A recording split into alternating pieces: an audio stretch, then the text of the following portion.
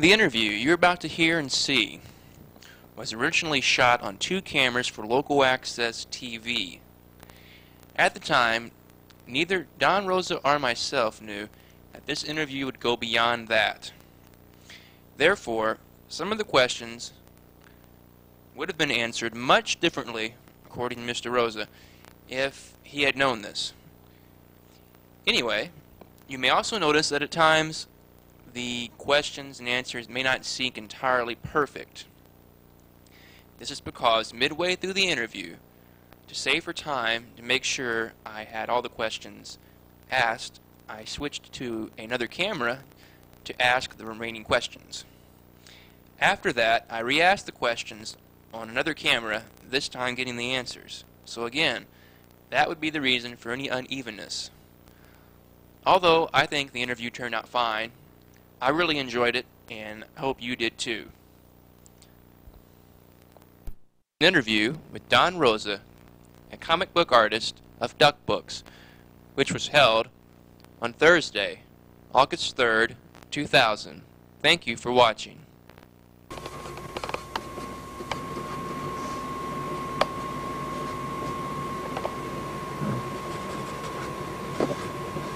Are you going to take any shots of it? For newer work right now? The story you're working on with... Yeah, this is a new life of Uncle Scrooge story about his youth. This is, there's his... I don't know if your camera can pick up pencil, so maybe so. I can zoom in and see a little bit. In Panama, Scrooge has got the rights to a hill that's in the way of the Panama Canal, and Teddy Roosevelt comes up here to find out who it is that is stopping the excavation. It's Scrooge's sisters.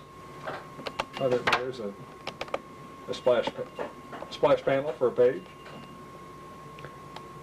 Sitting there against it, yeah? Yeah, he's reading some relics from his old chest. See, I don't draw all the coins in. There's no reason to do that. I'll do that directly into ink. There's Donald over there, shoveling money. Yeah.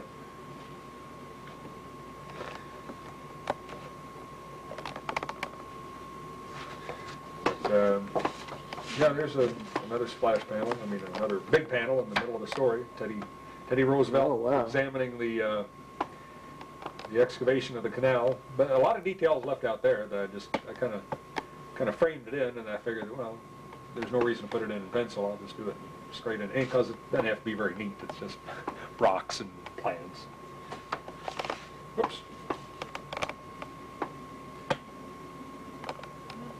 There's Teddy and some people. Yeah. A lot of action on this page, it looks like. Well, there he's hopping on his horse. There's a horse. Now that's not rain in his face, it's well, is it rain in his face? No. What are you looking at? His horse's name was Oh, who? Teddy Roosevelt? Yeah. Oh, I don't know. I did know it. I doubt if that would be him, though. Unless they put him on the boat to Panama. They might have done that. That's some very interesting stuff there. Well, hopefully. I don't know. We'll find out. Will we ever find out? Yeah, in America you won't. I don't think you ever will. And I'll never be able to read it, but I hope. And so why am I doing a story about Teddy Roosevelt? Europeans don't, if they know him at all, they think he's a maniacal imperialist. By European standards, that's what he would be. American standards, he's the guy we needed at the time. But All right. I'm very happy for introducing my next guest. His name is Don Rosa, and he is an artist. And one reason I'm very happy to introduce him is that he's doing what he loves to do. He loves to draw. And he worked really hard to get where he's at today. But today he's enjoying what he does, and he truly enjoys his work. And that's part of, that's how I feel in life. If you can do something and enjoy it, and it can be your work and labor of love, then you are very well off. So now I'm happy to introduce Mr. Don Rosa. Thank you. Rosa, we have 20 questions to ask you today, and I've done a lot of research, and I'm going to read a little bit about some of the great stuff you've done, and there's a lot of things I want to know about, so this is going to be a very thorough interview, so I hope you're up to it. Exactly. No more, no less, is that? Not exactly. All It's around about 20. This is really surprising to me, Mr. Rosa, is that there are Disney comics in Europe, North America, South America, Africa. No, there are no Disney comics in North America. No, North America. That's the only place in the world that there are no Disney comics. Have to get to that here because all these great comics, we got them also in Australasia and the Middle East. So let's talk a little bit about Europe. I wanted to mention that one of the most flourishing publication markets is Europe. Here, Disney magazine publishers create over 160 periodicals each year in 24 different countries, different languages, I mean, and in 34 different countries. There you go.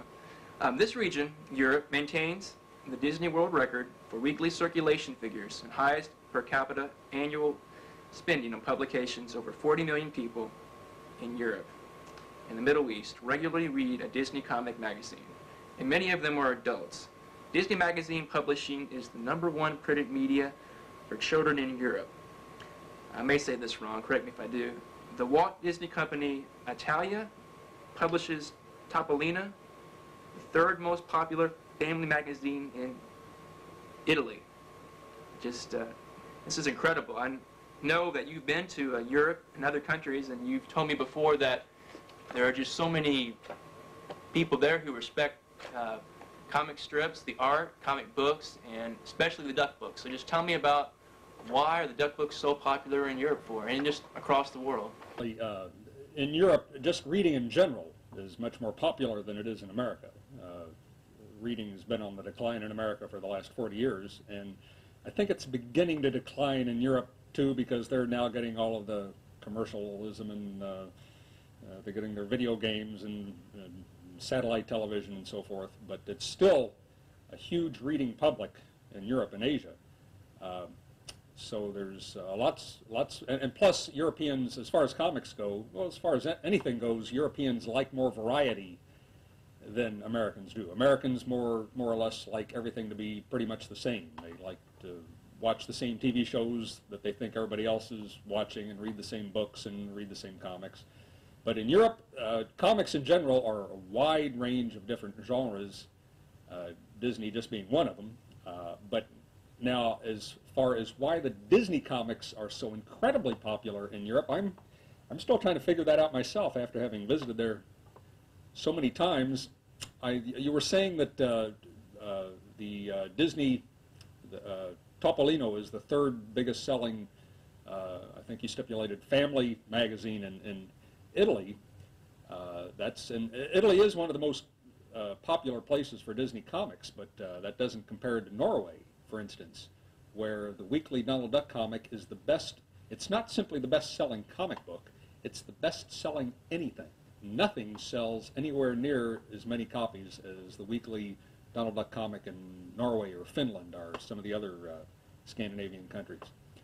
And now why this is, as near as I can tell, it's because after World War II, the very first form of entertainment, popular entertainment that came out across Europe in, depending on which country, between 48 and 1951, was the Donald Duck comic book. It started out as a monthly and soon became a weekly in all of these countries.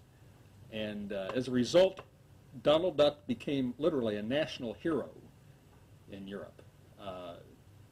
Every single kid grows up reading Donald Duck. When somebody finds out their wife is pregnant, the first thing they do is they buy a Donald Duck subscription. It's like a tradition. It's something that's passed on from family, or from father to son, or from mother to daughter, etc. But it's a tradition that's carried on through the decades, which is something lost in America. Americans not only don't have that sense of tradition, but we lost the Disney comics back in the 70s and broke any possibility of a tradition to be carried on. So I think that's one of the reasons, as near as I can figure out, why Donald Duck is so unbelievably popular in Europe. For instance, a weekly Finnish edition or Norwegian edition sell about 300,000 copies a week, and that's in those small countries. Now, per capita, for an American magazine or comic book or anything to sell that many copies, it would have to sell, I think, about 70 million copies. And whereas an American comic book sells about 20,000 copies to be considered to be a good selling comic. they can still make money because they're sold through these direct sales stores. They bypass the normal magazine distribution, which eats up most of the profits. But so that means that Donald Duck is not simply twice as popular in Europe. He's something like 1,000 times more popular in Europe than in America. Wanted to talk a little bit about your awards. Actually, I'm going to mention your awards and move on to the next question. You have received an Eisner Award for Best Continuing Series, 1995, with Life and Times Scrooge McDuck, that was serialized in Walt Disney's Uncle Scrooge comics, and also an Eisner Award for Best Writer and Artist of Humor in 1997. And I'm not sure we can see them, but if you actually, they're right in front of you there are 2 awards. They're very nice awards. I'll point out really quickly here that in one of your titles, Uncle Scrooge, in fact, an issue towards the end of the serialization, the characters are walking through Scrooge's house, looking at his antiques and stuff on the wall, and there's a plaque. There's a plaque, the Eisner plaque, showing the award you won, and they're asking about this, and I think Donald points to it. He goes, "Ah, see, it's all fake. See here, even the year's wrong." And I just laughed so hard seeing that. That's a great little moment. That's in Uncle Scrooge 296. So go out there and find it, folks. All right, next question. I'm going to move on to some of your other hobbies now, which includes collecting movies, comics, and Donald Duck figurines, which you can see behind me, and they're all around this room, which, from what I read, he claimed to have 600 to 700, but now he tells me he has much more than that, and we'll see some of those later here. Also, certain types of music. He's interested in gardening and bird watching. I've been watching some hummingbirds out the window here. And also interested in wildflower cataloging and camping. Very interesting things there. He also has 2 antique cars waiting to get a look at, and he has a very extensive TV guide collection that starts at a certain year and cuts off at a point where he says they're not worth collecting anymore. TV in general. All right, do you want to talk any about your hobbies I just mentioned? Well, I should mention things you mentioned that are hobbies. I look on them as just interests, but I pursue an interest rather intensely.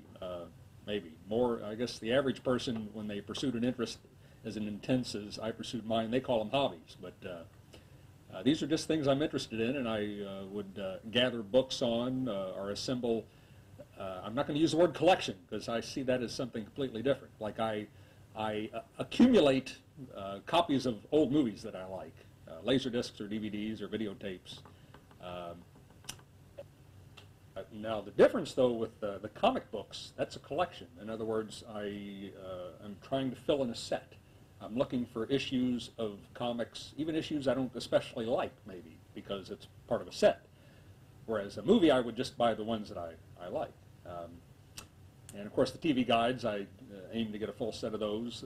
The Donald Duck toys, that would be a collection because I'm looking for every example of a certain type of toy, figural toy. It's and still that's just sort of a side hobby. That's just something I do for fun, if that makes sense. Comic books is more serious, but Donald Duck, because you can't read a Donald Duck toy, it's just a toy. Comic books you can appreciate on so many different levels, like a movie or like music.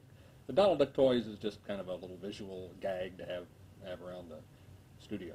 But I do have more interests than I can keep track of. I find that the problem in life is the longer you go through it, at least me, I never lose interest in any of my hobbies. I just see more and more things to be interested in.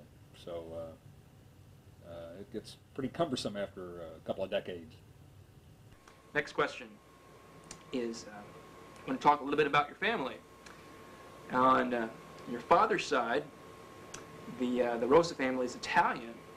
And in an interview, you said that there are still lots of roses in the north of Italy, and that you're the last one here in America, and that someday you hope to go visit some of your ancestors.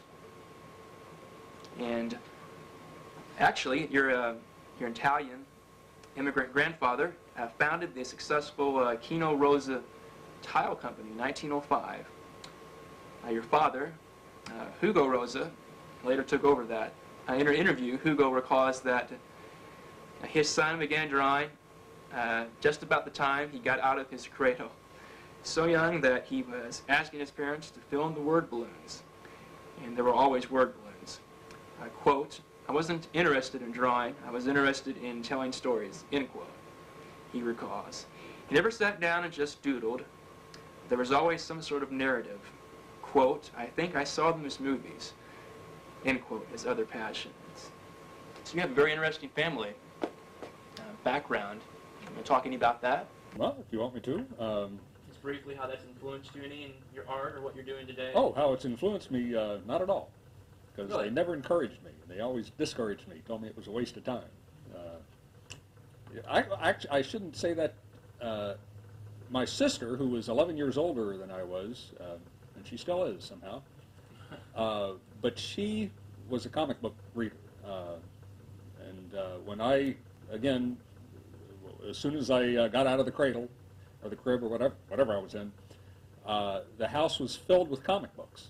And so I was looking at them long before I could read them. So, these characters, Donald Duck and Uncle Scrooge, that I like so much, one of the reasons I like them is because they're as alive to me as my parents were. They have always existed.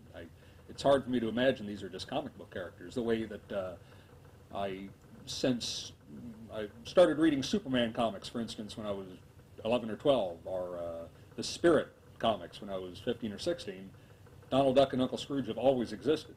So I guess I can thank my sister for that. I may not be doing this because of her, but after that, everything was, my father always discouraged me from doing this because I was going to go into the family construction company. There was no future in doing this. Now, as far as in Italy, I'm not sure if I ever said there's lots of roses left in North Italy. I imagine I have relatives. I don't think their name's Rosa. I think the only Rosas left in Italy were female, and they probably married into another family. But in fact, I just yesterday got a letter from somebody in Magnago. That's the city in Italy that my father came from. So I want to hurry up and reply to this letter, and maybe this fella can help me find my relatives still over there. I don't want to visit my ancestors. I think I'd have to die to do that, but I would like to visit my living relatives in Magnago someday if I ever get lucky to be invited to that section of Italy.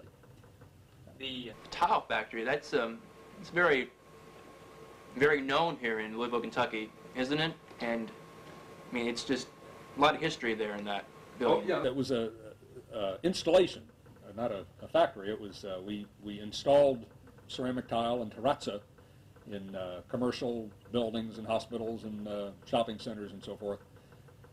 And it was the biggest company and the oldest company of its type. My grandfather started it just after the turn of the century. So it was a very well-known and respected company on into the, when I started doing the comics. It wasn't as profitable as it was years ago because of various and sundry reasons that we don't need to go into. But it was still successful. But it was not something that was fun. And like you said earlier, it is very nice when you can find a way to make a living, even a modest living, at what you like to do. That's a very rare opportunity. You don't make as, certainly doing Disney comics, I never get rich, but it's very nice to do something that I enjoy doing, and it turns out when I found out about the European readership we were talking about, to be able to do something that makes me so famous, that was quite a surprise to me. I never expected. But yeah, I would like to get back to Magnago someday and see if I do have anybody there who remembers the Rosas back. They'd have to be pretty darned old, though. So I think the last Rosa left those parts about 1900. Yeah. The old thinking cap. Let's see, high school years of Don Rosa. Don Rosa attended St. Xavier High School in Louisville, Kentucky. While attending St. Xavier, Don worked as the artist on the school newspaper, as well as illustrating numerous flyers, posters, and programs. He started drawing in the Xavier News as early as February 1966, and it continued into April of 1969. And there's also actually something he did called the Don Rosa and Ray Fushi's Super Mini Cocker Prince Adventures in High School. So that's something I would like to get a look at. After that, move into the college years, and we have the school paper, the Kentucky Colonel, the University of Kentucky newspaper. Don's work consisted of editorial cartoons, advertisements, graphics, and eventually a daily strip, the Pertwilby papers.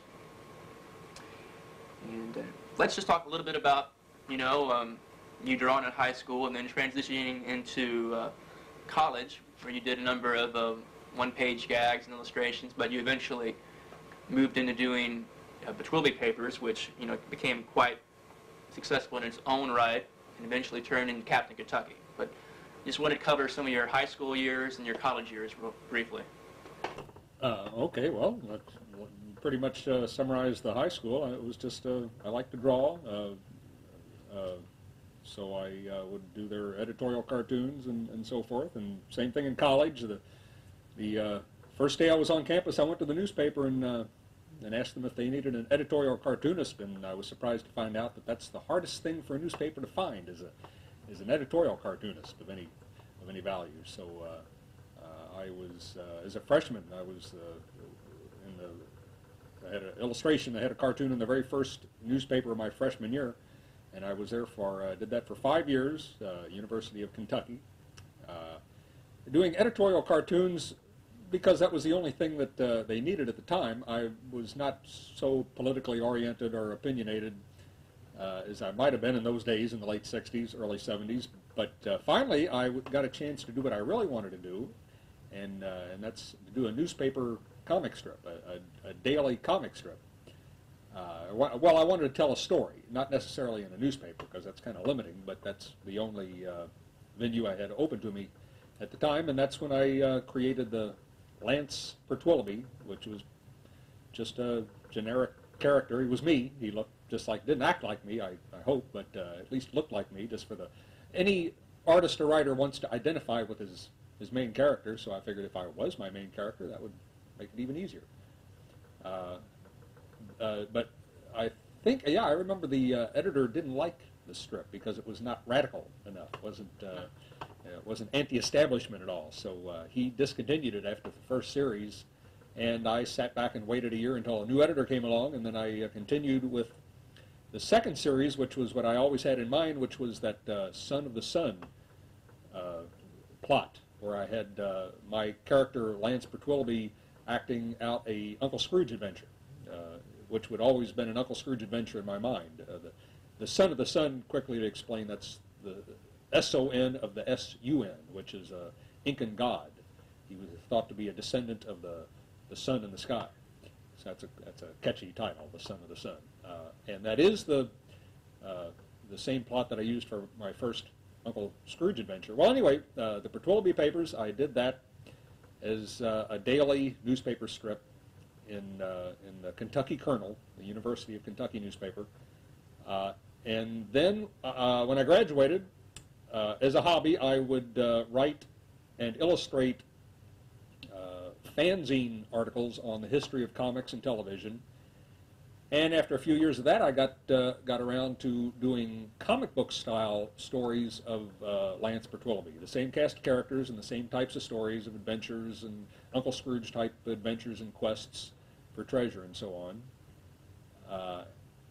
And that's what I did after college, and I eventually even got tired of doing that. Because I don't like to draw. Actually, I don't like to draw like a real artist should like. I'm a cartoonist. I like to tell stories, but if there's nobody publishing the story, I can't tell it. Whereas an artist could sit and draw himself pictures and entertain himself if that's what he liked. I couldn't do that because drawing is just tedious work. But telling a story is what I enjoy doing. So since nobody seemed to really like to read the kind of stories I like to draw, which were not superhero comics like most Americans wanted by then, this is the mid to late 70s, I stopped doing that, and I think I found that the local large newspaper in Louisville, the Louisville Times, wanted me to do a weekly comic strip. So then I took the same Lance Bertwilby, just because it was fun to do a character that looked like me, and turned him into a comedy superhero called Captain Kentucky. And I did that for 3 years, once a week, and then got tired of doing that because it didn't seem to. Louisville's not hip enough a town to. Kentucky's not hip enough a state to, I think, appreciate something like that. It might have gone over bigger in Chicago or Los Angeles, but it was a comic strip based in Louisville using actual people and locations, and I really thought it would be an overnight sensation, but it just never got much attention. And since it wasn't paying anything, fanzine work and newspaper work in the high school and college and the fanzine work, it's all done for free, just for fun.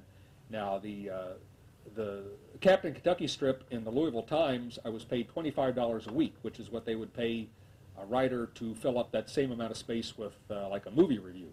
Now, $25, if you can write a movie review in a half hour or an hour, that's pretty good money. But it took me 12 to 15 hours to do each week's strip. That's pretty bad money. I think I can collect pop bottles along the expressway and make more money than that. All right, I wanted to show off some of these fanzines he's been talking about very briefly here. One's the comic reader. He had his Captain Kentucky strips reprinted in here. And he also had his information center reprinted in here. And he had that going through a number of different books. And he kept reviving it. In the information center, he just talked a whole bunch about comic strips and comics in general and answered a lot of questions. Here are the actual Captain Kentucky strips reprinted in a 3-volume collection.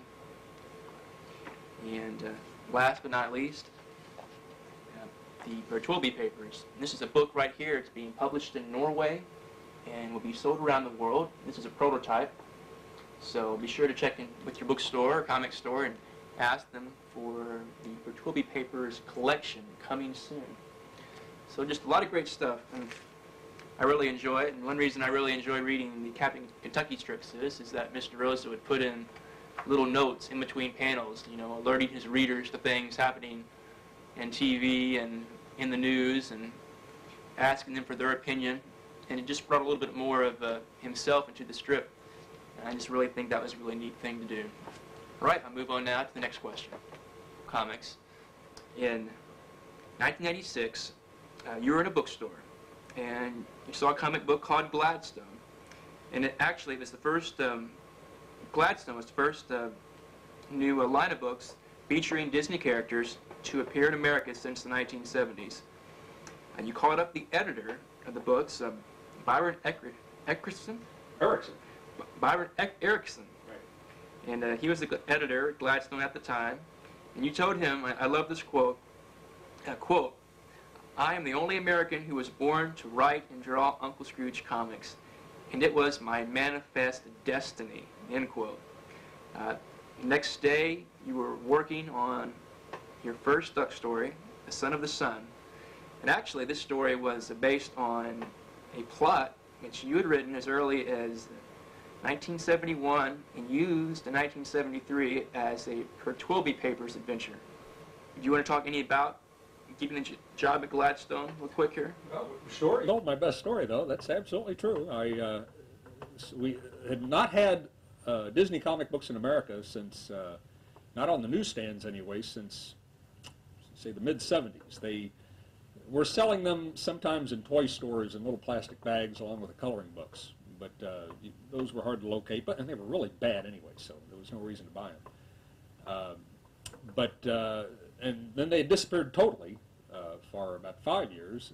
And then, like you said, I saw in just going through a bookstore when they were still selling comic books on newsstands in America, rather than those direct sales stores, a Disney comic book. It was by the Gladstone Company in Arizona, just not a huge publisher, just a group of about 3 or 4 comic collectors like me who managed to get the Disney license for comics, I guess simply because nobody else wanted it. The original publisher knew there was no money in comic books anymore in America, so they let the Disney Comics license go. Those were the publishers, the Dell comics and the Gold Key comics I grew up with. But so I saw this, and not only were they Disney comics, but as opposed to those awful Gold Keys of the 70s, these were obviously comics done by people who loved the material and understood it and knew it and respected it. And I called them up soon thereafter, and I did tell them exactly what told Byron Erickson, those very words. I said I was the only American who was born to write and draw Uncle Scrooge comics, and it was my manifest destiny. I'd known it my whole life. I just never thought about it because they didn't exist. How am I going to realize my manifest destiny if there was no comics being published anymore? But he said okay, and just immediately I found myself writing and drawing one Uncle Scrooge adventure, which I dreamt of since I was a child. I never planned to do more than one. I thought it was just going to be one just to do it, just to live out that dream, and then I was going to go back to the construction company. And then after I did it, I did another one, and then another one, and liquidated the construction company, and then eventually went to work for Europe, and now I'm being interviewed by like you, or there's news crews that travel from Europe, just come to America to set this camera up, just where you've got your camera sitting, and interview me, and just never expected anything like this to happen. Mr. Rosen, condensing all this, but that first book he did for Gladstone was this one. It was Walt Disney's Uncle Scrooge number 219, and this is the Son of the Sun cover. And like he said, he thought that would be it. But all right. Next question I wanted to ask you was about after Gladstone stopped, and you left Gladstone Comics to do Danish publishing, to the Danish publishing house, Egmont. And you had a quote here, quote, "I went to work for Gladstone in 1987 and quit in 1989 when Disney told them not to return art. A year later, I found that Egmont had been reprinting my Gladstone stories and wanted more. I went to work for Egmont at the same time, and Disney took over from Gladstone in 1990. I wanted you to briefly explain this period and the problem you had with Disney not returning the art. And I think, but I might be wrong, that you actually did do 2 stories for Disney, and you just wanted to show them what it could have been like if you did draw for them, but I may be wrong in that. But actually, I just wanted you to go over the fact that a policy Disney had at the time with not returning art. Okay, yeah, there was the initial run of Gladstone Comics from 1985 to 1989. That's when I went to work for him in about 1986. I had it all worked out on paper. I knew I wasn't going to make much money. With what they paid, combined with what I could sell the original artwork to art collectors, comic art collectors, I could make about 2/3 of what I used to make with the construction company. And I figured that would just barely pay the mortgage and the electric bill and so forth. Now my wife has a job, so I knew I wouldn't starve. She would be there for an emergency, but I figured I could just barely get by, but I could live the dream of my life. And I figured that's worth a try. And that worked surprisingly well for about 2 or 3 years. And then suddenly, of course, I'll never know the exact circumstances, but somebody at Disney found out I was getting my artwork returned, and they won't tolerate that. There's no question it's my property. It can't be Disney property because money never travels in that direction. Gladstone would only pay Disney money for the rights to use the royalties. They would pay for the profit sharing, etc. Money never traveled from Disney to Gladstone, so Gladstone could not own the physical artwork that I was producing, but they could bully Gladstone into not returning, or else. So Gladstone had to keep my artwork, so I had to quit, because then my income was reduced to below poverty level. For about a year, that's when I actually took up an offer with Disney Television, who had been reading my comics. They were doing DuckTales at the time, which is their counterfeit version of Uncle Scrooge. But it was for TV cartoons, it wasn't Uncle Scrooge, but it was a good TV cartoon, as those awful things go.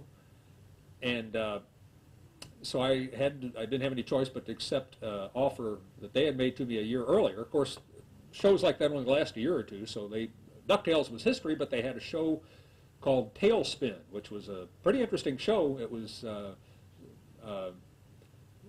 like based in the South Pacific in the 1930s, kind of a fantasy universe. But I did the first 2 episodes. I wrote the first 2 episodes of that series, not the first 2 that were shown, but the first 2 that were animated in Korea or wherever they were having this stuff done.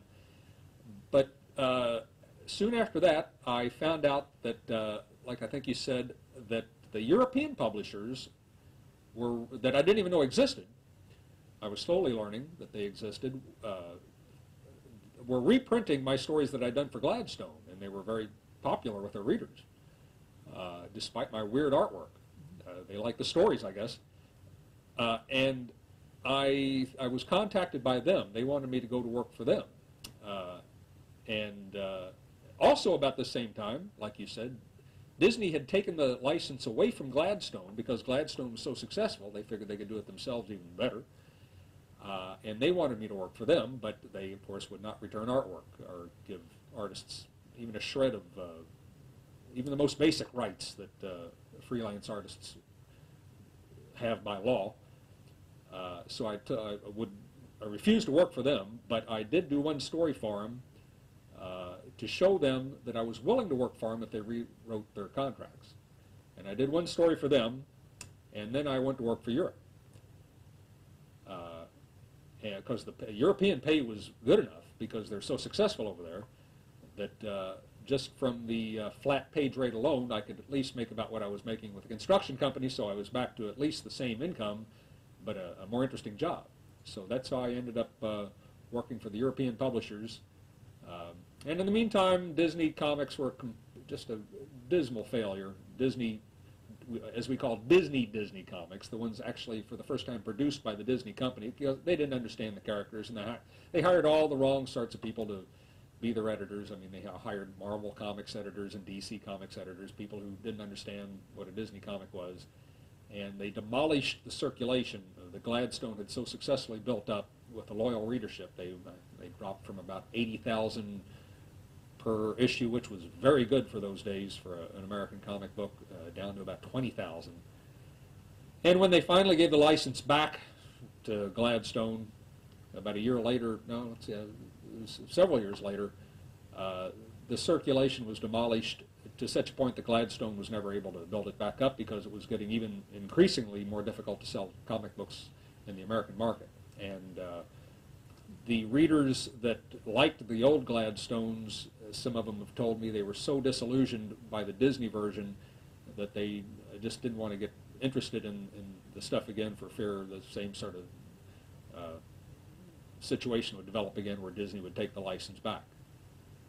But anyway, I was by then comfortably working for the European market, and I still do to this time. I work not only for Egmont, that biggest publisher there in Denmark, but I work for France and Germany and Italy and Finland. And in other words, these are countries that are not included in the big Egmont Corporation, which covers about 25 different countries.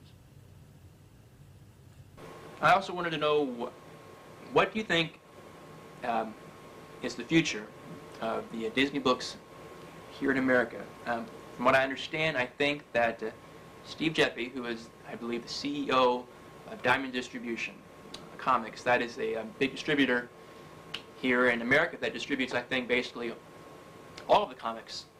And they have a big monopoly on it, in my opinion.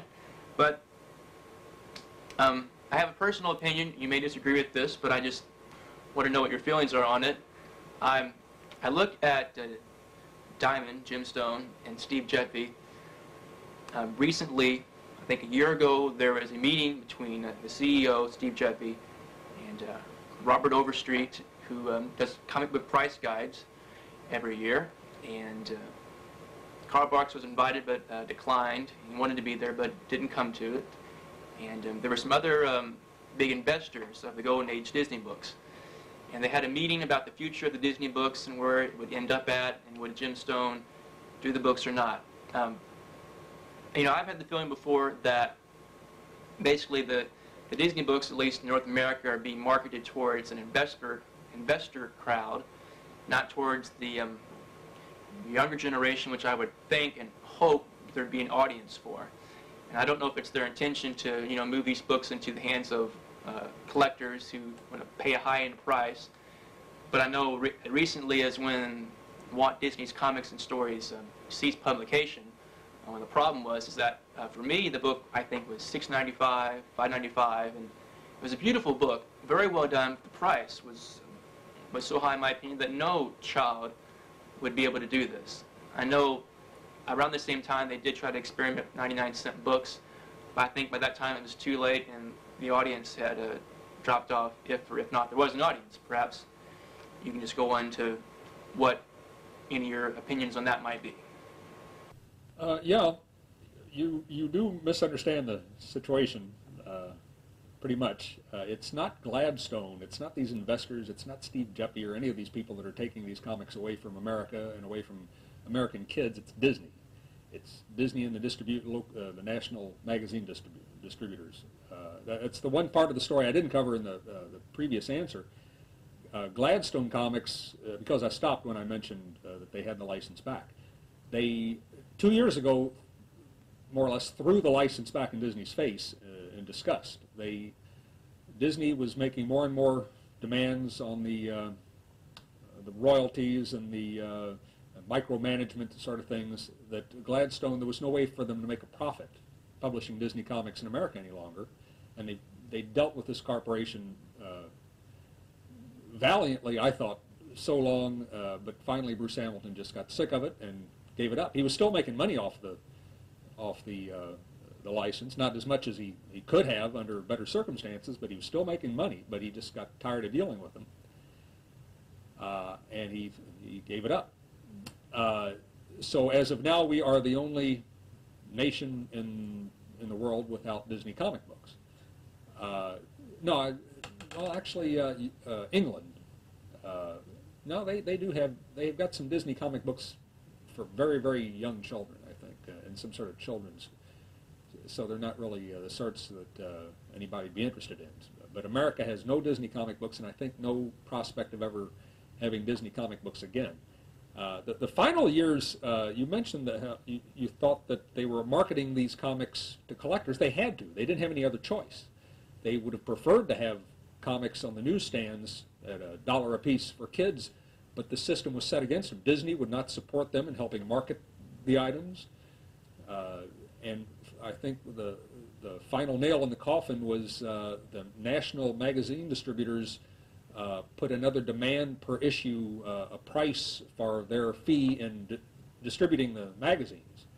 And again, Gladstone was faced with the fact that they could not make a profit. They would be losing money if they continued to market these things at whatever they were, like $1.50 or $2 a piece on the normal newsstands. And at that point, they switched to direct sales only, sold only in the comic book specialty shops, and they went to the $6, $7 a piece. And they were forced into marketing them to their core group of collectors, or people, adults who would buy them for their kids. And that, like I said, was still successful until Hamilton just got sick and tired of dealing with that corporation. Now you've got Steve Jeppy, who, well, whether or not he has a monopoly on what his company does, which is distribute just about everything that these direct sales stores sell, which is comics, but also gaming material and toys and anything that's in that sort of hobby. I don't know if what he does is a monopoly. The government has to worry about that. But he would be the only savior that Disney comic books would have in North America, because he is the only person who would be willing to publish Disney comic books at a loss. He would do it as a hobby, out of his love as an old collector, out of his love for the material. and his respect for Karl Barks, which these comics are all pretty much based on as a foundation, he would support these out of profits from his other businesses, and he would operate at a loss. And he also is the only person who has connections with Bruce Hamilton, Bruce Hamilton's people being, as far as I know, the only people in the country who could produce these comics. You can't, not just anybody can produce Disney comic books. You have to know the characters, you have to understand the history of the characters, you have to know all of the stories that exist in order for you to pick the correct stories to print. I mean, there's no way they could afford to hire people to write and draw new stories because they're not going to sell that well. And why should they? Because these new stories are being produced all over the world of top quality. But you have to have a company that knows, has connections with all these people, who knows their output, knows the history of their output. And only Hamilton and Geppi's people would know how to do this. But the problem is Disney.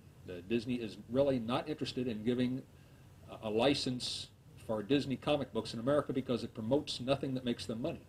The characters like Mickey Mouse and Donald Duck are dead to them except as T-shirt symbols. Comic books do not promote their newest movie or their theme parks or whatever. So they make the ability to get a license too difficult for a publisher to get. The royalty is too high to pay. And plus, they would still not allow artwork to be returned to artists, and no artist is going to work under those circumstances. And maybe they would if they were paid really well, but there's no pay, and you have no rights. So, so there would be Disney comic books in America, except for the Disney Corporation. And as far as the prospects, I hope I'm wrong, but I don't think you'll ever again see Disney comic books in America because I think Disney knows this is a nation of people who there's no money in reading. For example, the Western Publishing Company is the biggest publishing company in the world, one of them, along with the company I work for in Denmark. They were the world's oldest Disney licensee. They started in the late 20s, publishing Mickey Mouse books. Last year, they too threw the license back in Disney's face after 80 years because Disney was doing the same thing to them. They making the stipulations of having the license, what they had to pay for it, and with the stringent policies they had to work under, they could not make a profit. So there currently are not simply not any Disney comic books in America. There are no Disney storybooks, coloring books, puzzle books. There's nothing. And that might change because Disney has their own publishing companies. And to produce a coloring book is simple. I mean, you can, there's no story. You just get some cute pictures and put it between a couple of covers and sell the same book for a couple of years at least. That's one thing Disney probably could do, but Disney is never going to be able to produce comic books. That takes too much expertise in the field and familiarity with the characters that, as I said, Disney never produced. These are comic books that were all produced by the Dell Company. So even if we do get back Disney coloring books and storybooks, still, I expect we'll never see comic books in America again, Disney comic books, and which means I'll never again be able to read one of my stories myself, because my work is all published in languages I can't read. About collectors and investors in the high-end market, and we've talked a little bit about Robert Overstreet, who does the comic book price cut every year. I know that earlier on you were involved in submitting information to the Overstreet price guide, and at one point later on you were talking to Robert Overstreet and you told him, I mean, look at what this has become, and now people are they're buying these books for high prices and selling them for high prices, using this book as a Bible on comic books.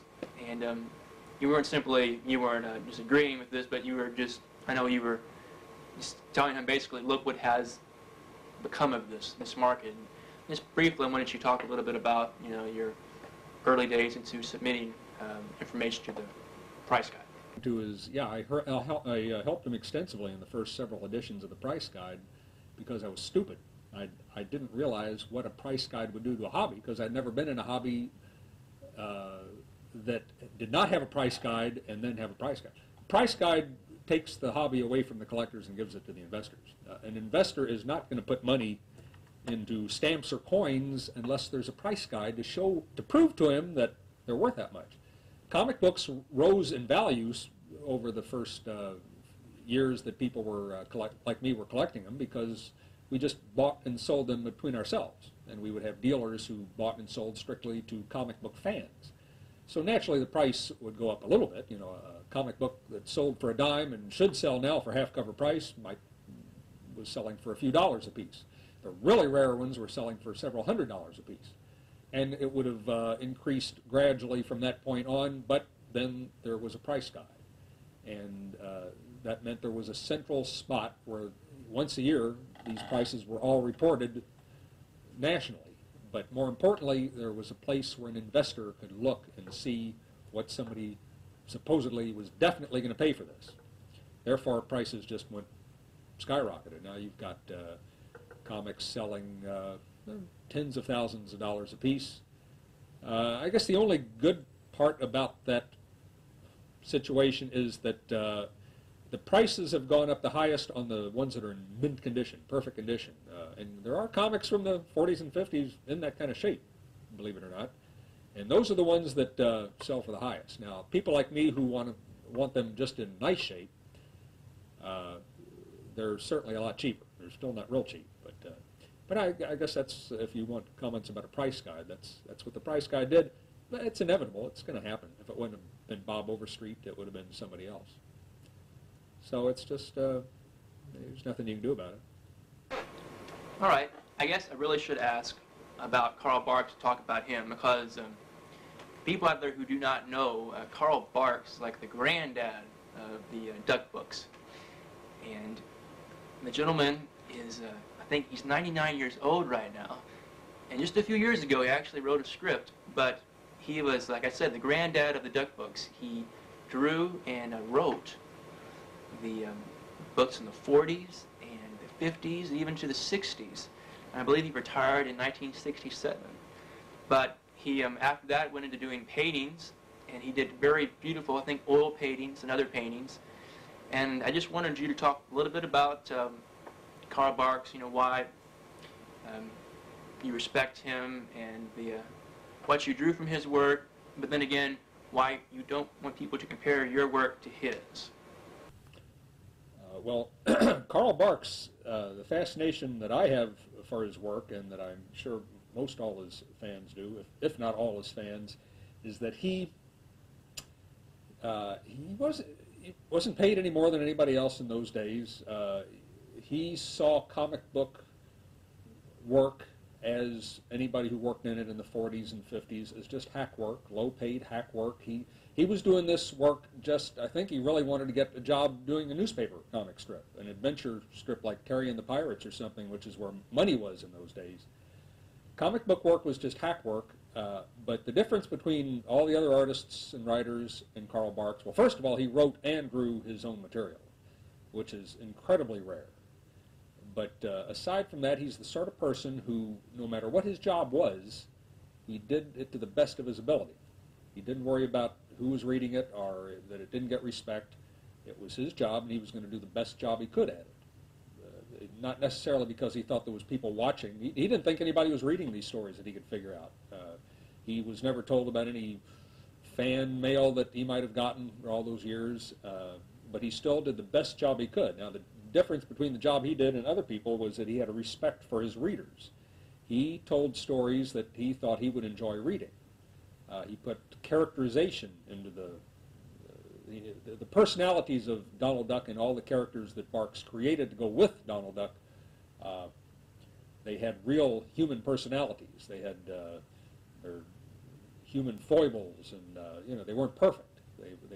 They were flawed personalities, which is the reason why I think his characters were so popular. They weren't goody-goody like Mickey Mouse. They had bad tempers. They had all the 7 deadly sins of man, I think, and yet they would always suffer for whatever imperfections they had. But aside from that, he would build his stories on real history. He would build his quests for actual treasures. He didn't treat the kids as like they were little idiots and make up all sorts of phony facts. He would build his stories around actual facts. And that's how I try to do my stories, and I found out that it's a bigger challenge. First of all, it's more interesting for me to do the story. I think it's a lot more interesting for people to read the story. But it's also quite a challenge to create a hopefully entertaining story out of actual facts. But yeah, like you were saying, Barks retired in 1967 at the age of 66. He was born in 1901. And 5 or 10 years after that, he began another career doing paintings, which would be turned into lithographs by publishers and sold for, the lithographs alone would sell for hundreds of dollars a piece, and he would get up to $250,000 for some of these paintings. So he had a secondary career that completely eclipsed his first career, and finally was very well paid for his legacy.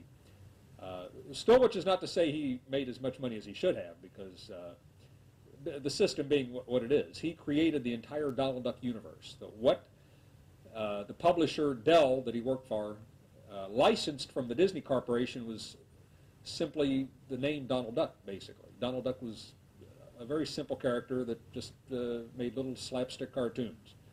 He was actually like an actor. He was a different character in each cartoon. A comic book has to be based on an actual character with a history. So Carl Barks took the name Donald Duck and created a character that didn't even look exactly like the Disney Donald Duck, because animation has to work one way, whereas a character on a flat piece of paper has to look and behave in a different manner. But he created an entire history around this duck, a family, Uncle Scrooge, Duckburg, Gladstone Gander, etc. These were all creations of Carl Barks. And this is the universe that all of the other duck writers and artists based their stories on. And then, I don't even know if Barks was aware of this, but any more than I was, but this spread over into Europe and around the world, where even more writers and artists were creating more stories about this Carl Barks Donald Duck universe. So it's incalculable how much money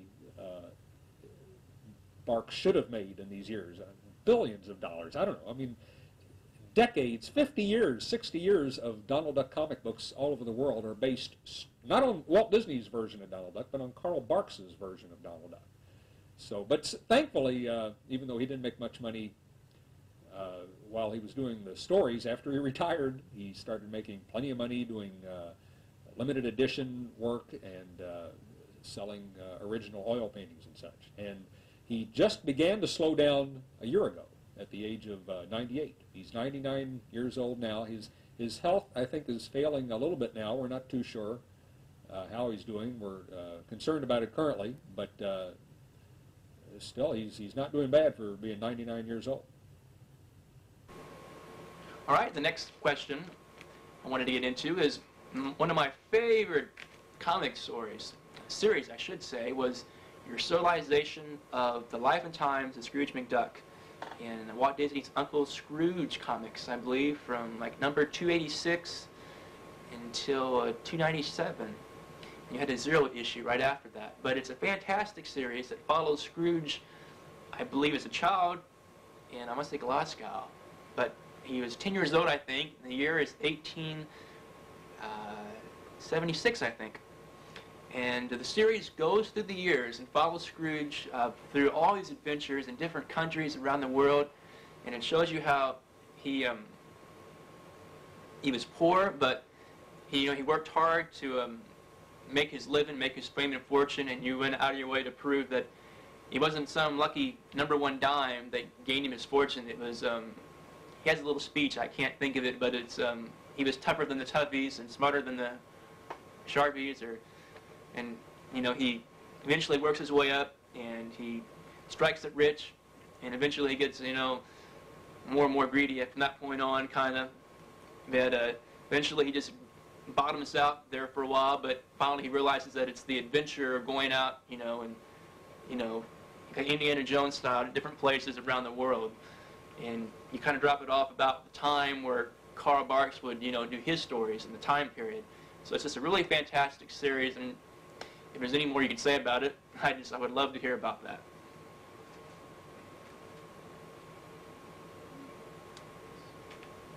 I should point out that I think the hardback collection of the Life and Times of Scrooge McDuck, when it was released, I want to say in Europe, but as a hardback collection, that it actually made the bestsellers list. And this wasn't a bestsellers list for comics. This was a bestsellers book list. I mean, it was like in the top, I don't know, top 30 or something, or even better. And it's really amazing. Also, I think what's really interesting about the Life and Times of Scrooge McDuck is that you've went back and you've added chapters. You've had, I want to say like 6B. There was a chapter you did after he strikes at Rich. I can't think of the word where he struck at Rich at. The Yukon. There's a story after that in another book you did later on where he comes back and you see Goldie, you know, which could have been a love interest. And there's some great moments there, but it's just really neat how you've gone back and every year or so you add to this, you know, this story that you created. Even right now as we speak, I noticed you've been working on the newest installment. I think it's 10B, where it involves Scrooge and his sisters, and they hook up with Teddy Roosevelt again. And I think the year is 1907, and they go to the Panama Channel or something like that. And perhaps here a little later we'll get some shots of that. But it's just great to see you continuing this story.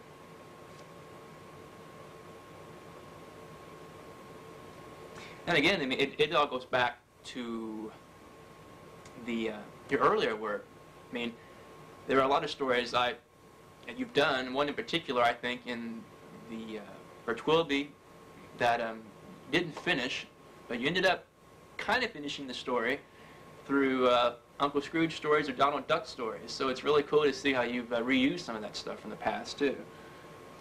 Well, I had the idea of doing Life at Times of Scrooge McDuck. It was in the back of my mind for several years. I never thought I'd get around to it. It was always the idea of Scrooge fans like me. We would always notice in the old stories when Barks gave some sort of clue about what Scrooge's early life was like, and we'd mentally, you know, file these away. I had done a story about Magic of the Spell going back in time to when Scrooge was a little boy, was a shoeshine boy. She was going to steal his #1 dime, first time he ever made. She's a character who's always trying to get that one coin because he's had it the longest, and it would have a lot of his power, whatever power it is that made him rich, it would be in this coin. So she was going to steal it that way.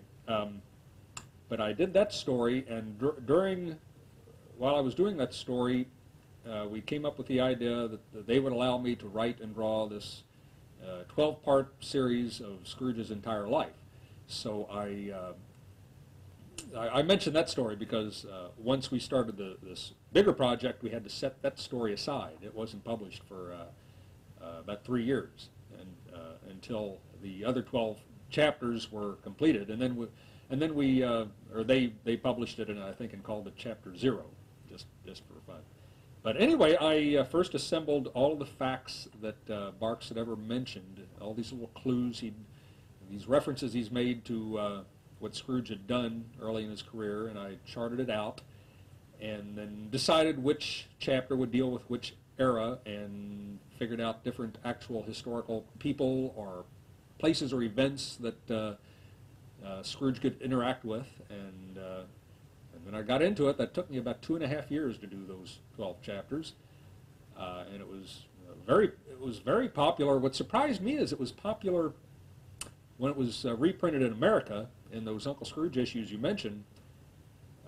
It was popular even with people who had never read an Uncle Scrooge comic, which puzzled me. I thought this was done just for old fans who would understand what all these secret references were to. But it seemed to be popular even with people who had never read an Uncle Scrooge comic, which was very gratifying. But I enjoyed doing it, and so many people enjoyed reading it that I still keep adding new chapters to it about once every 1.5 years or so. I think I've done about 5 additional chapters to the original 12 by now, and each time I'll call it like chapter 3B or chapter 10B or something. I just keep slipping them in between these original 12 chapters. And I'm working on one right now. This current story is taking place in 1906 at the Panama Canal, and Uncle Scrooge is again meeting his old buddy Teddy Roosevelt, which is a great cartoon character of history. He was quite a character. He belongs in a comic book. I like him, though. I mean, don't mean that in a derogatory way, even though he was a Republican. The stories have been, they've been collected in hardback books all over Europe and in the United States, and they do sell pretty well. They were pretty popular. Question is the miscellaneous. The interview's kind of widened down to an end now, finally. And I think it's really great. It's really neat how you hide the word duck, D-U-C-K, periods in between it, inside, on every cover, I believe, and on every splash page on the inside front cover. And I believe the duck stands for done for Uncle Carl. You might want to explain that more for me. I know you also sometimes hide little Mickey Mouses inside the stories. Also, you may have inside jokes and references to movies and TV, etc. Hidden inside these stories. Can you just talk a little bit about that? Oh yeah, I'd love to talk about that.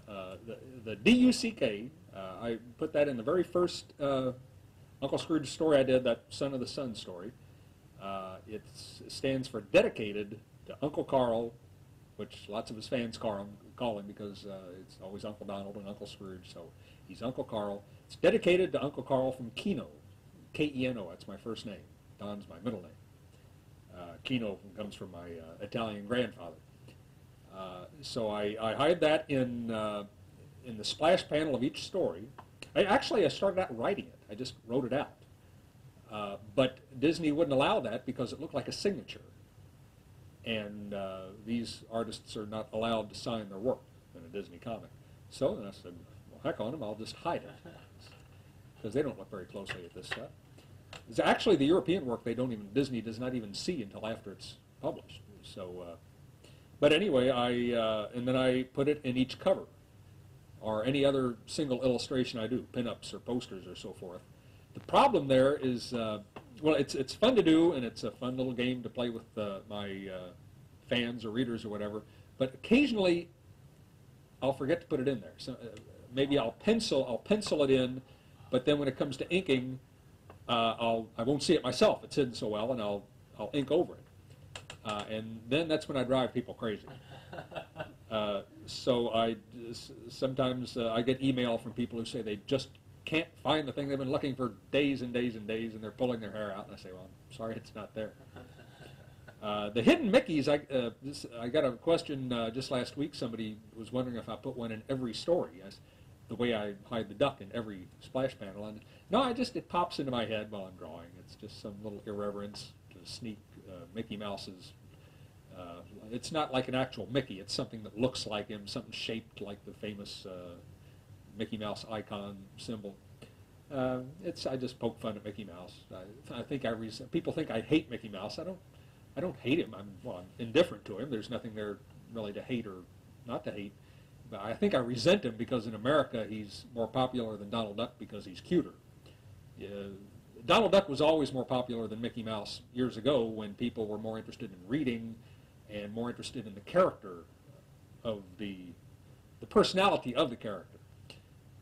Nowadays, Mickey Mouse and Donald Duck are just T-shirt symbols that you buy in Disney World or at a Disney store, and Mickey Mouse has got a cuter face than Donald Duck, so he's more popular. And I resent that, but I don't have to worry about it because in Europe, Donald Duck is still immensely, immensely more popular than Mickey Mouse is. Same way it was here in America years ago. But I think that's why I like to poke fun at Mickey Mouse by putting little irreverent things in the backgrounds of some of the panels. I want to talk about some of my favorite stories, just to mention them. I know many people, say, oh, Son of the Sun, is your best story. And, well, for them, it may be, but I like Son of the Sun like I like all your work, but it's not my favorite story. I mean, I've written down what some of my favorite. I'd say probably hands down, Return to Xanadu is my favorite story, and because it picks up from, I think, an earlier story that Karl Barks did, and this is where Scrooge goes back to Xanadu, and why I love it so much is for it's like a utopia in this place, and Uncle Scrooge he's satisfied, he's happy, and he's not worried about all the problems he had out in his own real world, comic book real world, and Donald doesn't screw up. You know, Donald's not being clumsy, and he's not making a mess of himself, and just there's some great moments in there. I really enjoy that story. Being a collector, I'd say the other story I really enjoy, I think, is called, they either call them the Pit, or the Money Pit, or the Collector, but it involves the boys, I think the nephews, Huey, Dewey, and Louie. They find some antique coins in the money bin, and they start going through them, and Donald starts going through them, getting an idea. He can sell these antique coins, I think. So they start digging way down to the very bottom of the money pit, and there's like a meter in the money pit. If you know, it's almost built like the top. And they dig way far down. They build these rafts and trestles and get down to find these super old coins, and eventually it all falls apart, and the money caves in on them. And I'm probably ruining the story for you, but they conclude, you know, at the end that it's not you shouldn't really worry about collecting coins and sealed plastic and comics and their packages and boxed up and not reading them, and the whole fact is to enjoy it. And at the end, there's a nice moment where there's a stamp, I think, with an upside-down biplane on it that they put in the trash can and walk off and don't even tell Donald about it. And it's just another great moment. Briefly, some of my other favorites are, there's a moment where Scrooge strikes it rich in the Yukon, and he picks up the golden nugget, and he's looking at it, and he doesn't know it's the nugget yet. He just finds this big rock, and he's like, could this be the nugget? You know, should I, you know, break it to see? Because if it is, it might change my whole entire life. What will happen? You know, will I be different? And there's that one moment where he can decide his whole entire fate, and he decides to go with it. You know, gets this gleam in his eyes of money. It's just that moment there. I really like that. There's another moment where Scrooge is feeding some pigeons at the beginning and end of his story. I thought was really cute, and kind of opens up, you know, to Scrooge that he really has this nice side. He doesn't really show people a whole lot. There's a cover where you did the Titanic, and I'm a big Titanic buff, so you're like the only person I know that has done a Titanic cover in a comic book beside like DC Comics Weird Mystery number 2. So that's one of my favorite comic covers right there. And I think that's all the moments. There's another moment where it's the 0 issue after the Life and Times of Scrooge McDuck, where after you read the whole entire series, you see a magical dispel. She tries to go back in time, I think, to switch the coin around or something, and she almost pulls it off. And at the very end, the coin's like bouncing down the street, going towards the sewer, and this hand jets out and catches it. And right there where that coin's catch, that's just a great moment, and it's Scrooge as a child. And I'm not going to ruin it for you, but try and find it. It's Uncle Scrooge 297, I think. And actually, he did that story before he did any of the Life and Times stories. And it was that story that got him the job to do the Life and Times. So that's a really neat little twist right there. And overall, I guess my favorite issue, from an educational standpoint, is an issue where I think he says that the Europeans discovered America first. And there's just so much a wealth of information that went into this that it's a great history book packed into probably 20 pages. And I think I learned more from that comic than I did probably in all of my high school education and history class. So that's great stuff. I know I'm elaborating, but I really enjoy this interview, and you're one of my favorite artists and writers, so I have to, it's a guilty pleasure. All this is for me. So I move on now to... I'm not sure you have anything to add to that. It's just personally a personal statement. The thing that I've definitely found out in the 13 years I've been doing this is no matter what story I do, no matter what type of story it is, no matter what the story is, there's one person who will think it's the best story I've ever done, or the best comic story he's ever read anywhere, There's one person who will think it's the worst story he's ever read, and then there's everybody else who's going to be somewhere in between those two. It's different. There's different things in different stories that mean different things to different people. I've learned that you can't make everybody happy, and which is actually good. I think there's two good things about this system I'm in. That's not really part of the system. That's just you realize that you can't make everybody happy. And the other thing in this particular system is my pay is not based on my popularity. I'm just paid the same no matter how well these things, this Disney system, no matter how well they sell, no matter how many times they're reprinted. I mean, there's no royalties involved in this. So those hardback book collections you mentioned that were best-selling books, you'd think I'd be wealthy, but I don't get a cent out of that. That's Disney gets all that money, even though they had nothing to do with producing the material. But in a sense, that's good.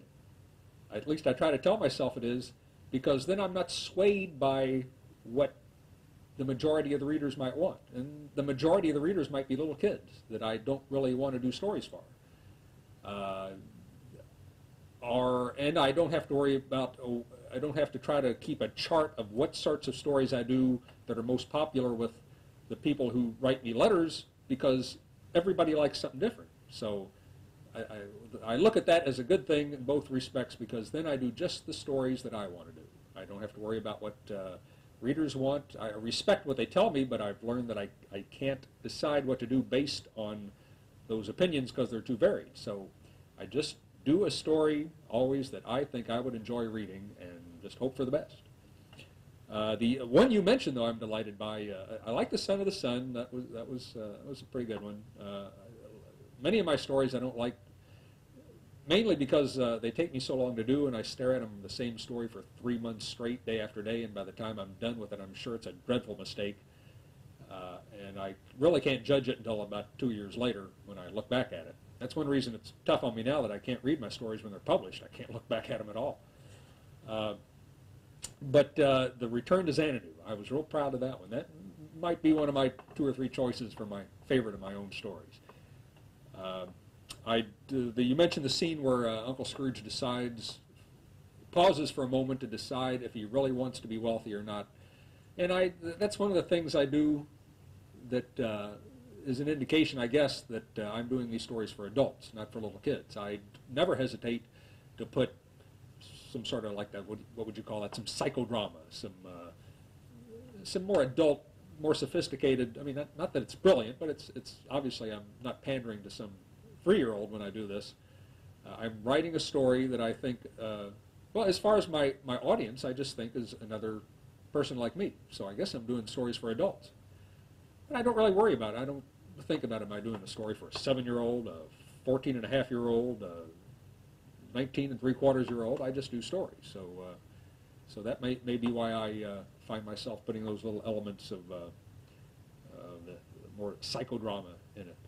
Lost Charts of Columbus is one of the stories that I get kind of carried away with, the historical references. I get so fascinated by the looking through history, and so fascinated by how interesting actual facts are throughout history. When you get past all the names and the dates that you have to learn in school, and that's all you have time to learn in school, but when you have more time to investigate the stories behind these people, it's honestly, I don't want to sound like some spinster teacher or something, but it's really interesting. And I'm not trying to make a public service announcement for libraries or something, but it's really interesting stuff. And I actually limit myself too much now, because I refuse to base a story on anything but absolute facts of history, just because it's more fun and it's more of a challenge. And the important thing is it's more interesting to do. I have to keep myself interested in this job. The pay doesn't keep me interested, but the reception the stories get around the world, and the type of people who I know I'm working for, people who like the same kind of comics I do, and as long as I can write and draw the comics the way that I want to, that's the thing that keeps it interesting and never gets boring. All right. One of my last questions is what is, right now, what is your present output? About how much, story are you putting out? How long does it take you to do it? and how long does it take to see its first circulation in the country, and from there it traveled to another country. I know right now that we're not seeing any of your work here in America, and I do think that you've been doing a lot of stuff since I last saw your last work at Walt Disney Comics and Stories 318, I believe, and I just wanted to know a little bit about your current output. Well, it is still dropping. I don't turn out as much as I used to, partly because the longer I do this, the more I recognize how inadequate the way I draw is compared to the people who've been trained to do this, and the only answer I have for that is just to go slower and slower and be more perfectionist in trying to get the stuff the way I really want it to look. But the main thing that's hurting me is, I guess, the popularity of my work. I'm being called on to do pinups for publications. For instance, in the French edition of Uncle Scrooge, every month I have the inside front cover. It's called the Don Rosa something. I can't read the French word, but they got my name on it. And that's like my position. In each issue, I do a pinup page for them. And I called on by other publishers than the one I work for. When they reprint one of my stories in their editions, they'll contact me and hire me to do a cover, a special cover for them, or they'll hire me to write a text, or they'll annotate the story and for their older readers. Because some of these other publishers work for an older, they're not aiming at an older audience, but they recognize that they can put additional material in the issue for the older readers, but that doesn't get in the way of the younger readers enjoying the story. The younger readers can just ignore those text sections and go right to the story. So I think they have a great idea of how comics should be done in such a way that they can appeal to several different age levels or levels of sophistication at the same time. But the more I'm called upon to do these extra things, the less time I have for doing the actual stories. And I see myself as a storyteller. I like to do these pinups and these covers and these texts because they pay better. They pay better than the writing and drawing these stories. But still, these people wouldn't be asking me to do this if it weren't for those stories. And so I worry about that I'm producing fewer and fewer stories. And that's what I enjoy doing the most. So I just have to keep maximizing my time and making sure it all works best. Right. Well, last but not least, I guess I should say, I think you're happy now. We talked about that. You're happy. You're doing what you enjoy, and that's the point. That you got to enjoy this labor of love here. And I believe that your good friend from Gladstone in the old days, Byron Erickson, he's now the editor at Egmont, I think. So that you're like a team back together again. Has been for a while now. So that's really good. Anything else you want to say? Byron Erickson is the same guy I called up 13 years ago and told him that it was my manifest destiny to do these comics.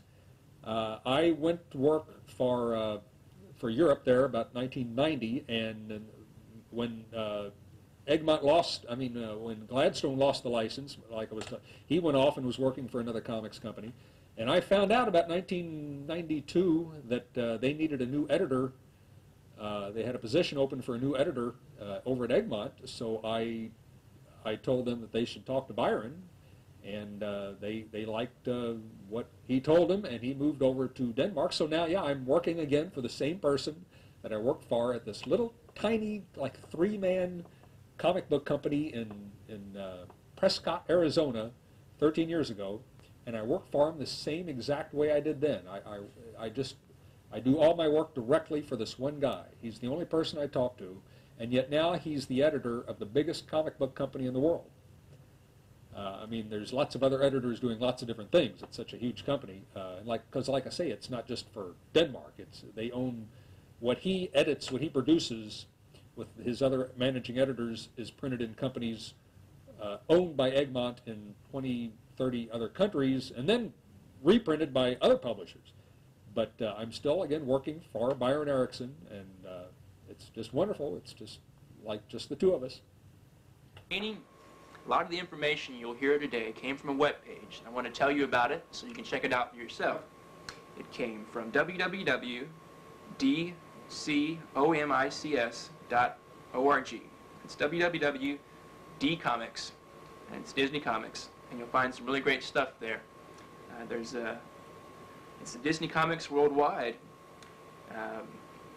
You'll find all the different comics that are distributed throughout the world, in fact, and you'll be really surprised. Before I move on, I want to tell people that if you please check this out, there are links to Duck Hunt, which is a place you'll find more information on the web, and this computer is a great way to find this information about art and comics in general, and Don Rosa and the Duck books across the entire world.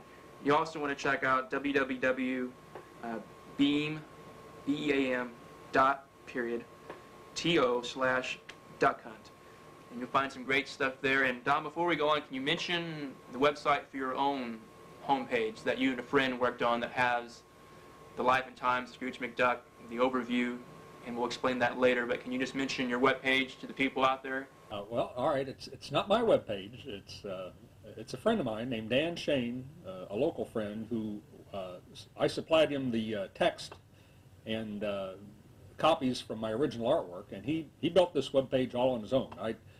I don't have a webpage myself, and I try to have as little to do as with some of these other. They're magnificent websites, very flattering, but I stay away from them because otherwise I think it would look like some sort of shameless self-promotion. So none of these are my websites. I correspond with the people who run them, and when they need an answer to a question. But more or less, I stay out of their business and surf on there and look over it myself sometimes. Oh, the Dan Shane's, I couldn't even tell you the name of the website. I think if you just put into a search engine, I think it's called the Scrooge McDuck homepage, it would probably turn up. But I'm afraid I don't know the address of it. On the Duck Hunt page, you can find a link. I had trouble getting to it myself, but I'm sure it's there. All right, I did say this is 20 questions, so I have one last question. What is your favorite color? Red. No, blue. Oh. Isn't that's what they said in the Monty Python movie, I think. So. Right, Mr. Rosa, thank you very much. I really appreciate it. You have been a great, great guest.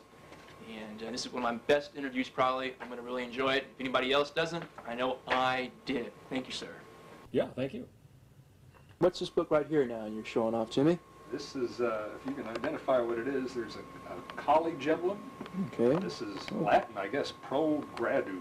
Who knows Latin here? What is that? Far graduation? This is the name of the person who wrote it. See, it's not a...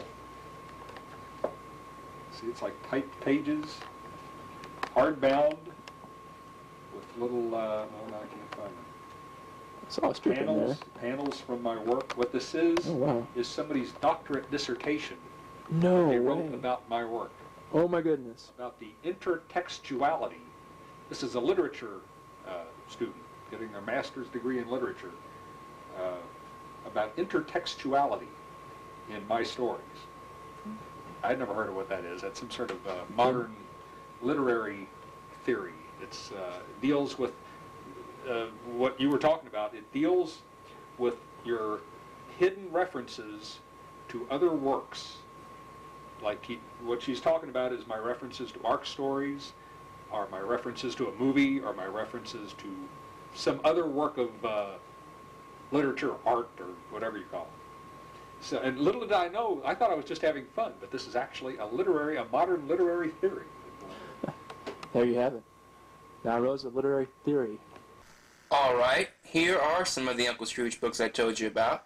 Now, the camera may be a little shaky, but please bear with me. This is the best way for me to get the best lighting and best effect for this picture. Now, like I said, this is Walt Disney's Uncle Scrooge, number 285, and this is where the life and times of Scrooge McDuck started.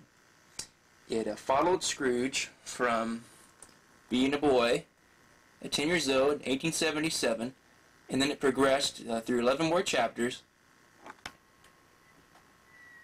Here is about the middle point of Scrooge's life, at least in his legacy. This is where he strikes it rich, and I think it's in the Yukon. Yes, in the Yukon. This is where he finds his gold nugget, and this was a special cover. It had a gold ink for Uncle Scrooge. And we'll go in a little farther here, and we'll see that the year is 1897. He has a coonskin hat on and his pick. You'll see a sluice here on the cover in the background. There's Goldie. Now Goldie reappears again in this issue. It was a special Scrooge McDuck Yukon issue in the Walt Disney Giant. It's a little shaky, but we can move in and see that it's Scrooge McDuck and Goldie, 1898. And this is after he comes back for striking it rich. Now the issue of Uncle Scrooge we were just looking in before the issue I just now showed you is one of my favorite moments. And it has Scrooge here when he finds what you think is going to be the golden nugget. And there's a great moment where he's deciding, does he really want to do this? And this is what he wants to do. And he says, with the clean smell of air and sweeter in the sunny days, brighter, will that all go away? Do I really want to be rich? And he thinks about it for a minute, and next panel he decides, yes, oh yeah. And he strikes it rich, rich, rich, rich, as you can see right there. He's on his way becoming to the man we all know as Uncle Scrooge.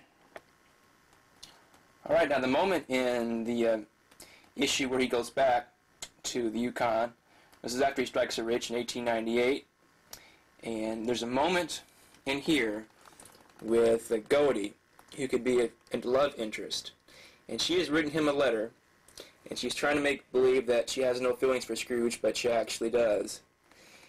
And he has a chance to read this letter, and it says for him to come back and that she loves him, and he thinks it'll only be a letter that'll tell him that she doesn't like him, and she's waiting out there, and the moon is on the horizon, and he decides, should he go back?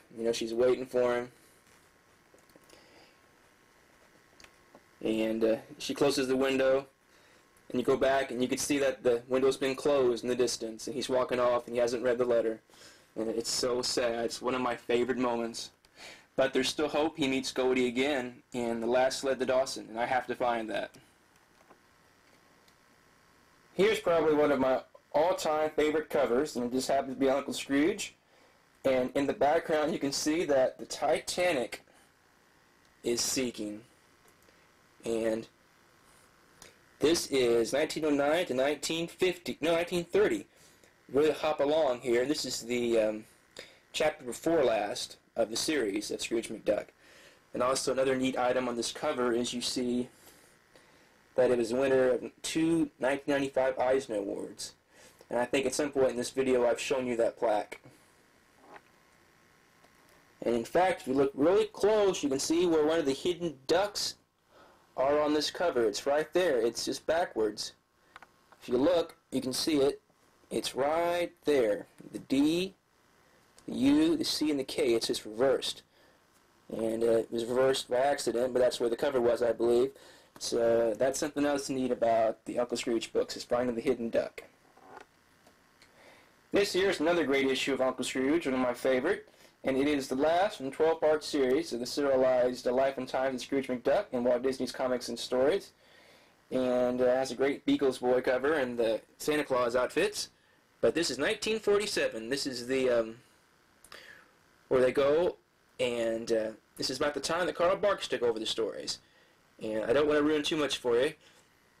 And just check this issue out right here, and now I'll show you some of my favorite moments inside. Alright, the name of this title is The Richest Duck in the World, Christmas Day. And this story takes place a day after the meeting of the family, I think for the first time, with Uncle Scrooge on Bear Mountain. And if you know your film lore, this is a tribute to Citizen Kane. And he actually says Goldie. In the movie, it's a Rosebud. And it's just really great. It even goes into a newsreel. News on the march. Da da da da da da da da da da da da. Anyway, it just goes to the time here, and this is a great story.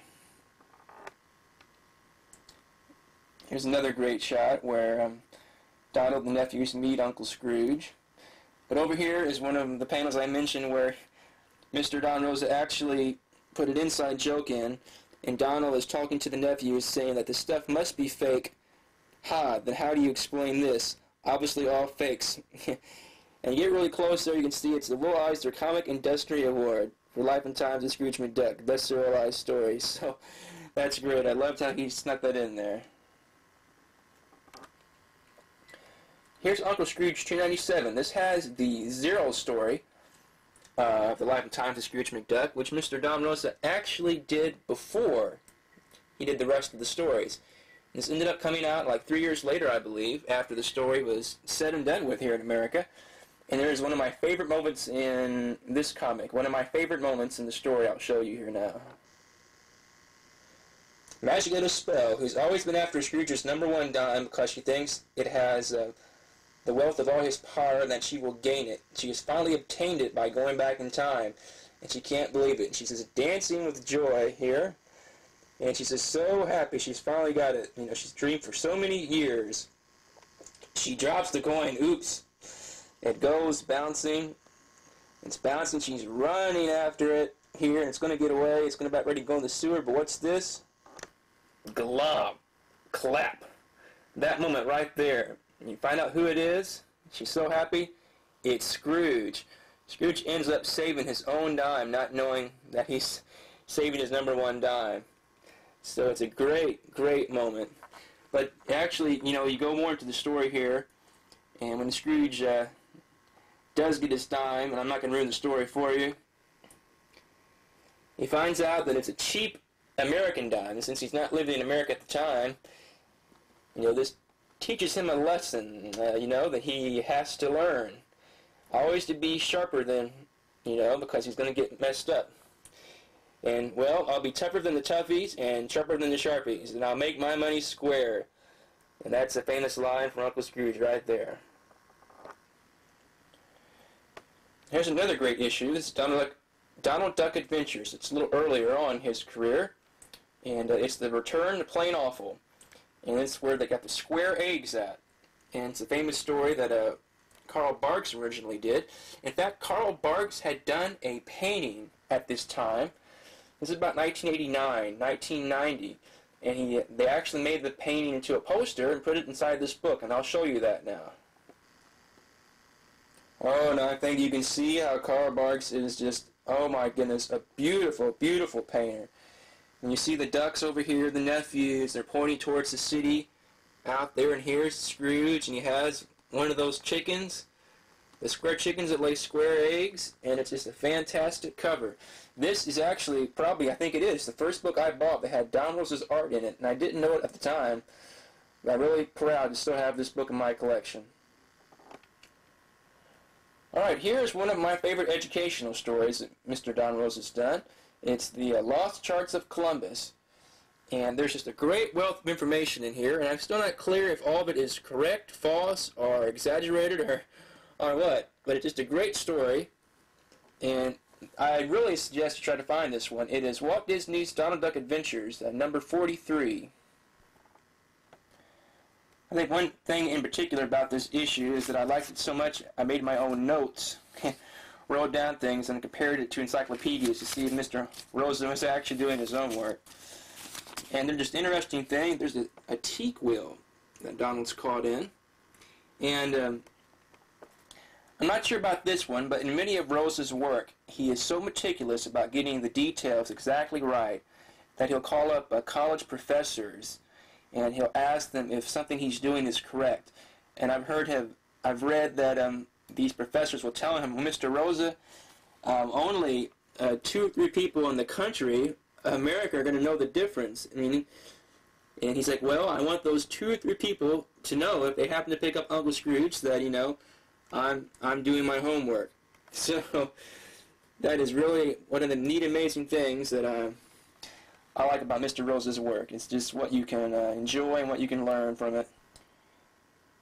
But anyway, these are just some of my favorite books. These are some of my favorite Don Rosa stories, and I hope you've learned a lot from watching this segment. And if you'd like to see future segments about this, hey, please call me up and tell me. My phone number is 812-467-0267. 7-8. I hope you truly enjoyed this because this has been one of my favorite interviews yet. Thank you for watching, and thank you, Mr. Don Rosa.